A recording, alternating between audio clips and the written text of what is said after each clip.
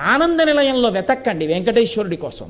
వెంకటాచల క్షేత్రంలో ఉన్న సామాన్యుడు తృప్తితో వెళ్ళిపోతున్నటువంటి ఆనందంలో మీకు వెంకటేశ్వరుడు కనబడతాడు. అక్కడున్నాడు.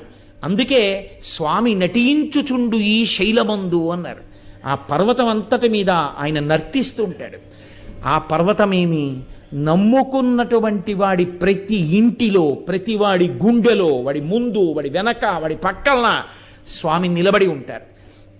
ఆనాటి నుండి ఈనాటి వరకు వెంకటేశ్వరానుగ్రహము అన్న మాటకు అర్థం ఏమీ నాకు తెలియదు స్వామి అని చెప్పినటువంటి వాడిని ఆయన అనుగ్రహిస్తాడు.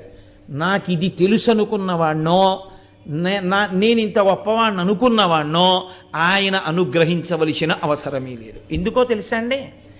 ఈ లక్షణం ఆయనకి ప్రధానంగా ఎక్కడదంటే, ఆయన ఎప్పుడు చెప్పుకున్నా మీరెవరు అంటే ఆయన మనకి చేస్తున్న